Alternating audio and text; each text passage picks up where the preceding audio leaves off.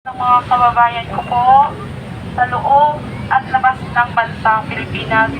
Lalo na po, pinapasalamat ko sa gabi ito ang ating kagalang-galang na pastor, si Bishop.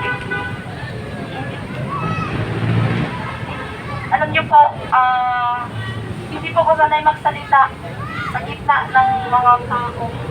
Ang alam ko pong gawin ay magtrabaho.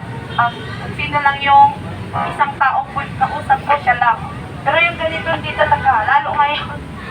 Nanginginig kaya ang tuhod ko kasi alam ko buong mundo po ang nakapapanood sa akin. At lahat ng sinasabi ko hindi po scripted. Walang script. Kung ano lang yung laman ng isip ko at ng puso ko, yun yung sasabihin ko. Maraming pong salamat sa lahat ng mga Pilipinong sumusuporta sa amin.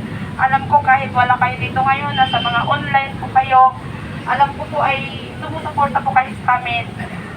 Lalong higit ko pong pinasalamatan ng Panginoong Diyos na siyang may-ari ng lahat ng yaman sa mundo, ng kalupaan, kalangitan sa ating mga buhay. At higit po sa lahat, nagpapasalamat po ako sa lahat ng mga vloggers natin.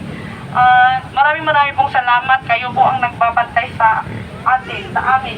Kasi kayo po ang nagbabalita ng tunay. At hindi po kayo bias katulad ng mga mainstream media natin na hindi naman po lahat, pero mga mukhang pera na rin at mga bayaran. At kasali na po sila sa mga magnanakaw. Patawarin niyo po kami, pero yun po yung nararamdaman namin.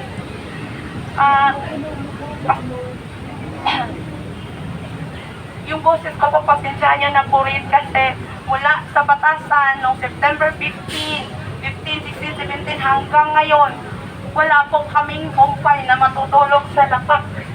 Alam niyo po, OFW po ako ng mahigit 20 years, 22 and a half years po akong OFW. So ibig sabihin, ang laki-laki po ng ambag ko sa bansang Pilipinas.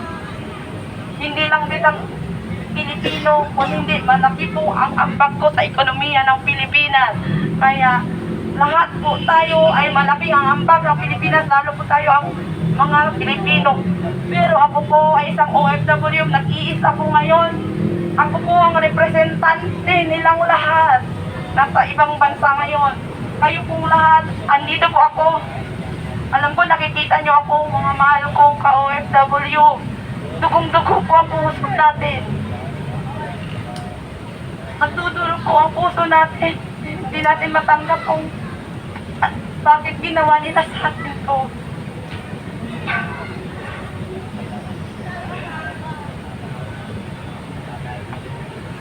Tulungan niyo po kami magdasal. Kunti lang po kami dito ngayon. Dahil ang iba, sabi nila, natatakot po sila. Alam niyo po, ang dami nagsasabi sa akin, huwag ka pumunta dyan, umuwi ka na yan. Di ka ba natatakot sa ginagawa mo? Bakit ako matatakot? Pilipino ako. Masyado kong mahal ang bansang to. Nagtiis ako sa ibang bansa para magtrabaho dahil bakit? Wala silang maibigay na magandang trabaho dito sa Pilipinas. Kaya tayo lumalabas sa ibang bansa. Mga professional natin, mga nurses, engineers, mga kung ano-ano, lahat ng mga professional lumalabas ng bansa. Bakit? Ang gobyerno natin ay hindi makakapagbigay na magandang trabaho sa ating mga kababayang mga professional. O hindi sila makakapagbigay ng magandang sweldo kasi ang nasa isip nila ay pangnanakaw, pangungurakot. Pero ibang-iba yung administrasyon ngayon. 3 taon nakaupo. 3 taong nakaupo. Yung nakaupo si BBM, Mr. President Sir. 3 taon po kayo nakaupo. Binigyan kayo ng mga Pilipinong pagkakataong linisin ang pangalan nyo. Dahil yung tatay mo na traidor at magnanakaw sana. Ikaw, binigyan ka ng mga Pilipino ng pagkakataong linisin ang pangalan ng tatay mo. Pero anong ginawa mo? Binaboy mo patuloy ang tatay mo. Imbis na iahon mo ang inyong pangalan, talagang niyurak-yurakan mo, talagang nilublob mo pa sa tae. Sa putik, sa tae talaga. mas matahol pa tayo. Ang sakit. Itong mga sasabihin ko sa'yo, alam ko mamukunti lang na speaker ngayon eh, pero lahatin ko na to. Total, ako lang representante sa inyong lahat. Kahit ganito ang boses ko, pipilitin ko to. Maipaabot sa buong mundo lahat. Kung ano yung nararamdaman ko at bilang Pilipino, bilang OFW, bilang tao, bilang anak, bilang kapatid, bilang nanay, kaibigan, bilang Pilipino. Hindi nagsasalita, natatakot.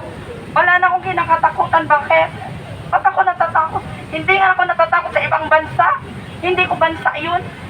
Hindi ako Pilipino, hindi nila ako protektado. Natakot tuloy ako sa sarili kong bansa. Ito, ang kaisa-isang bansa natin, tandaan nyo. Mga ka-OFW ko, alam ko nakikinig kayo dyan. Nandito ang mga Pilipinos. Pilipinas ang mga pamilya nyo. Sobrang namimiss pa ang Pilipinas. Pero, hindi kayo makakauwi kasi walang buhay dito. Bakit walang buhay?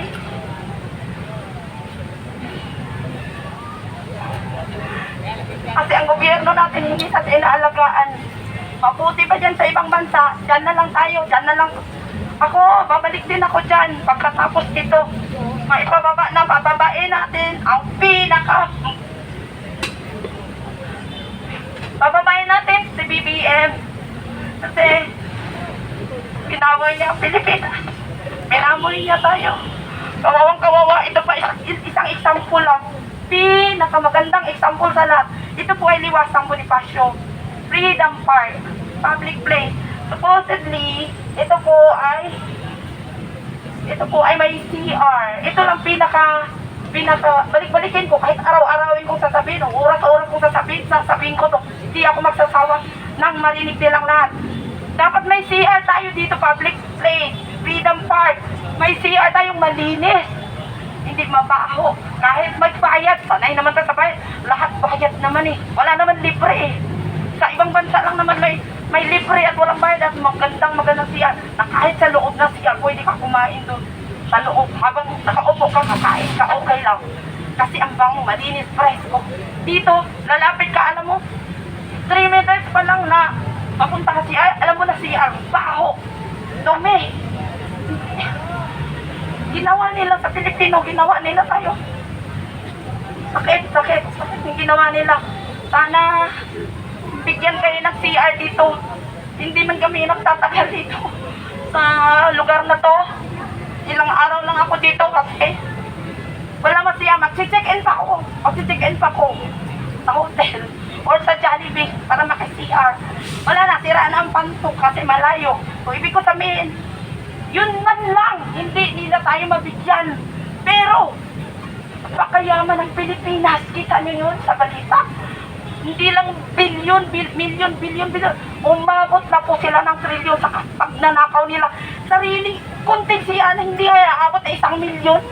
Or sige, sabihin natin 1 milyon, alikabok lang yan, napakagandang CR na sana. Kasi public place nga ito, di ba, Freedom Park. Hindi nila mabigyan dahil inuubos nila sa pagnanakaw. Ubos talaga, alam niyo ba mga kababayan? Makiisa, makilahok, kasi bakit? Bawat isa sa atin, ninanakawan po nila tayo.